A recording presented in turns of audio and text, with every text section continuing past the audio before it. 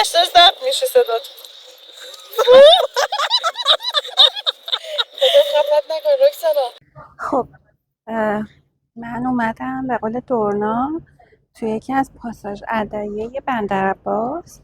بعد به نظرم کل پاساژ که مثل بقیه پاساژا بود، مثل تهران، رشت، انزلی و اینا، و چیز جذابی نداشت. رسیدیم به یک مغازه‌ای که لباسای سنتیشون رو میفروشه و بر من اینجا جذاب بود. خب از همینجا هم اگه بخوام شروع کنیم، من دوربین رو برمیگردونم، از اون عکس ویدیو میگیرم که شما هم ببینید. اینا دیگه لباس سنتی هاشونه، لباس های سنتی شونه. ببین اینا ردیف شالاست، این هم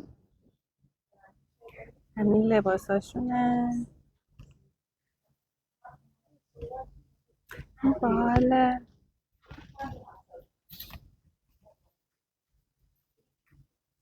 بعد حتی صندلشون هم همینطور، خیلی سبکشون با ما فرق میکنه. به نظر من این شکلیه که اینم دورنا خودش. آره ببین به نظر من این شکلی که مثلا یهو وسط خیابون داری میری عروسی. آره یه چادر خیلی نازک. آها اینو یکم بهتر نشون میدی. باید بهت میکروفون بدم. خب این برم این لباس چیزاشون رو نشون بده. این مثلا چقدر این بامزه داره. الان مثلا از این خوشم اومد، از این خوشم اومد. این با دامنش. آره. این با دامنش کلا هم آخه من اصلا دکولته پسندم، مثلا این سبکا رو من دوست دارم. بیا اینجا.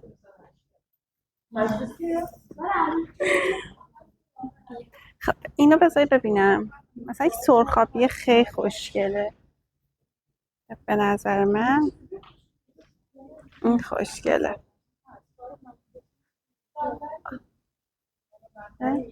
آره. با این سبزه رو نگاه، اینو دوست داشتم خدایی. من از این خوشم. با اینکه من اصلا دامنش هم بذار جلوم. آره ببین خدایی با اینکه من آدم خیلی اینطور جینگول مصنوعی نیستم و همیشه لباسام تو سبک مینیماله، ولی اینا رو دوست داشتم. اینا رو برای دخترش وایستا من به میکروفون بدم. صبر کن برداری میکروفون روشنش کن خودت تا من اینا رو یکم نشون بدم. کاری نداری که باز کن درش بیا. خب درش آوردی. این وسط دکمه آفانش رو بزن. الان شما صدا داره رکورد میشه. اینو دخترای بندری اصولا کسایی که حالا مثلا خیلی تو سبک و سلیقه سنتی هستن، خانواده خیلی سنتی هستن، اینا رو برای نامزدیشون یا عقدشون استفاده میکنن، میپوشن.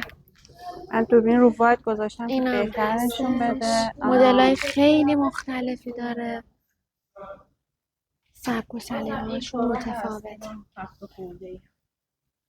یه سری پیراهن دکولته هم اونا هم بگو.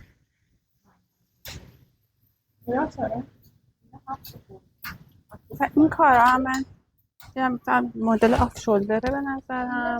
آره ولی ببین یه مراسمی هست توی بندر عباس به اسم حنابندون. خب داریم خیلی حنابندون. آره خیلی ها دارن ولی اینجا فرق میکنه. آره کسایی که حنابندون مراسم میگیرن برای حنابندونشون اصولا این رنگی یا قرمز.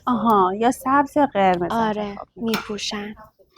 کلا خیلی شاین و ایناست دیگه. آره خیلی دیگه. البته این یه مدلشه، مدل دیگهش هم به صورت هندی طوره جدیدن، مدل مثلا مثل پارچه‌های هندی مثل اینا مثلا. نه مدلش فرق میکنه، اینجا موجود ندارن الان. خب اینا هم باحال بود کلا. یه قسمت جذاب دیگه ای که داره، من این صندلاش هم نشون بدم. بله مثلا این صندل صندلاشون همون تو متفاوت. همون تم قشنگ همون شکلی جینگول مستونه قشنگ یعنی واقعی که یه طلاشون هم ببین. آره بخواستم الان همین بهت بگم که طلایی که باشون اینا سته. شلوار بندری هن. آها شلوار بندری معروف. خب بایستا. آها اوکی که اینجا دستوزی شده آبم است. وسطه.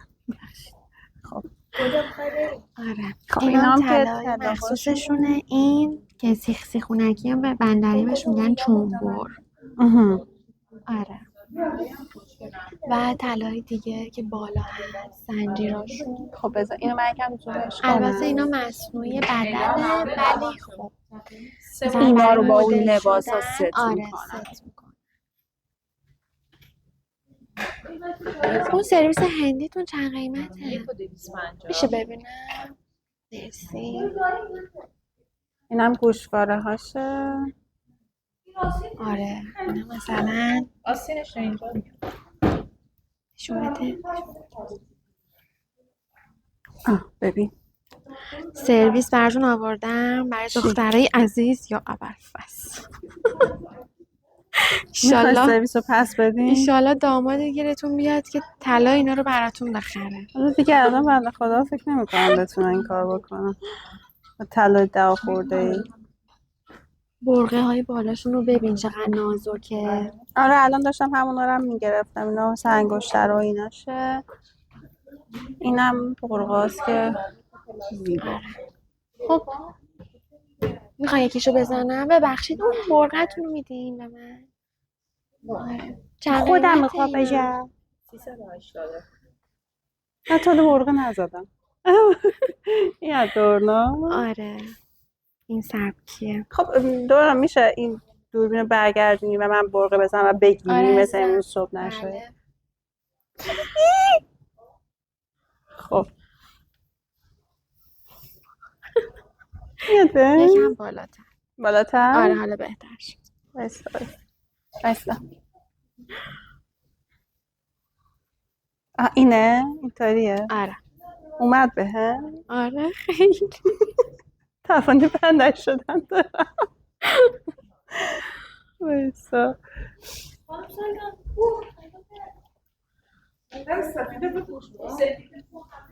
ما در اومد. آها فکر کنم اینطوری درسته. برو دیگه حالا هر شما هم نظر بدین بهم میاد برقه میتونم بندری بشم یا نه. نه بهت میاد بچه اینجا اومدیم لب ساحل ولی محتوای صحبتامون قابل انتشار نبود. من صداشو قطع کردم و خواستم بهتون توضیح بدم که چرا این ویدیو رو گذاشتم که بگم رفتیم لب ساحل. تازه ماهش هم به همین قشنگی بود. اینا خارق مثل خاره تو اینا البته حیوانه کلموکه به حیوانایی توشه بهش میگن کلموک مثل کرمه ولی میخورنش.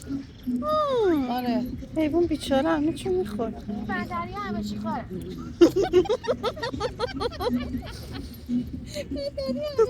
اونو تو فقط یه لنگره کشیدی شلوار بالا و یکی پایین بله منم اونطوری داری مثل این چیزا را میری عرق شده همش زرد میشه صدات. خدا خفت نکن رکسانا. مجسمه شنی دلفین هم دیدیم لب ساحل. سلام. خب پنجشنبه است شبش غروبش دیگه ساعت 9 نگاه معلومه یادم 9. من اومدم هتل همای بندر و رکورد داره انجام میشه و اینجا یه بازارچه کوچولو داخلش هست که امروز اون خانم بهمون میگفت که بیاد اینجا رو ببینید. من الان اومدم که این بازارچه رو ببینم. خب برای اینکه این بازارچه به خوبی نمایش داده بشه من دوربین رو برمیگردونم که بخوایم جز به جز بازارچه رو ببینیم. خب از اینجا که عروسک های خب من دوست داشتم هرچی خودم دارم میبینم و شما هم ببینید. پس همه ویدیو رو براتون گذاشتم اما با سرعت بالا که حوصله‌تون سر نره. بریم ادامه‌اش رو ببینید. اینجا رویا رو داریم. خب اینجا میخواستم بگم لایک و کامنت رو فراموش نکنید. حتما سابسکرایب کنید و اون زنگوله رو هم بزنید که ویدیوهای جدید هم تو راه بازن. و بهم بگید که این برقه که حالا بندریا خودشون بهش میگن برکه، توی قشم بهش میگن برکه، به من میاد یا نمیاد. از تجربه و خاطره خودتون هم از شهرهای جنوبی بهم بگید سفرتون به جنوب چه شکلی بود. اگه جنوبی هم هستید که از همینجا درود فراوان بر شما، ماچ به روی ماهتون. همین دیگه.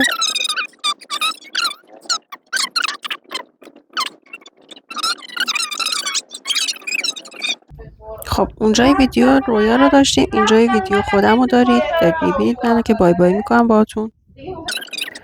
بچه اینجا هم دوباره یه سری لباس محلی داشت که با اون فروشگاهی که اسمش هانی گالری یا هانی مود بود یه همچین چیزی یکم فرق داشت و خب دلم نیامد که براتون نذارم. اینا خیلی سنتی تر بودن، گفتم شما هم ببینید.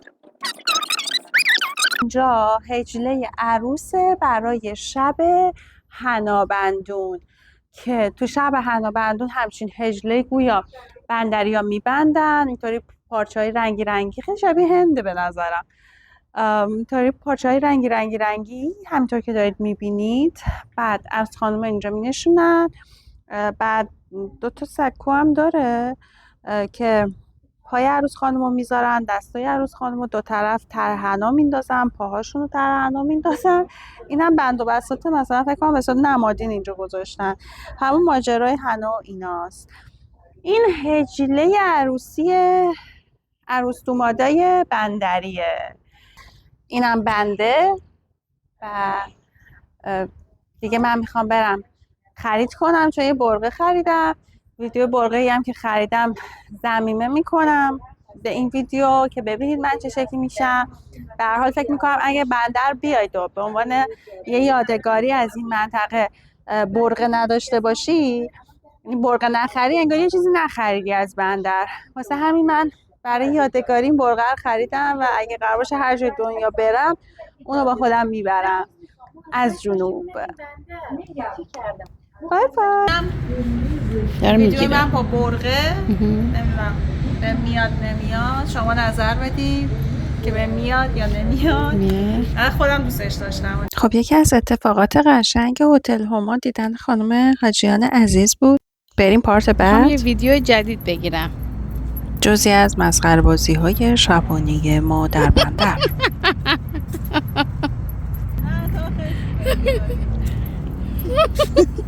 ای کسانی که همراه من بودید تا انتهای ویدیو، لایک و کامنت فراموش نشه، سابسکرایب هم کنید.